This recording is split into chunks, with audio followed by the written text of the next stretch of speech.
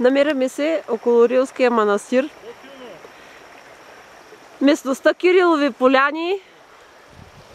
Тук сме с моторите, с Живко и с Валя. Ето единия мотор. Една прекрасна чудна полянка, с едно прекрасно чудно мостче и с едно прекрасно бистро ручейче. Ето ги.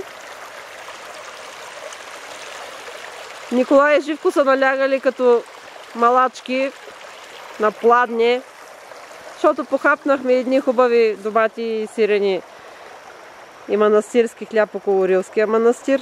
Ето го и другия мотор. Планините са прекрасни, просто разкош.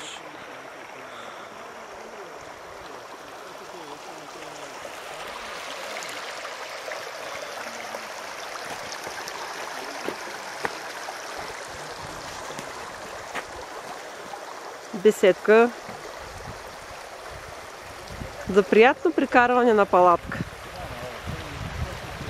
А природата е просто неописуема.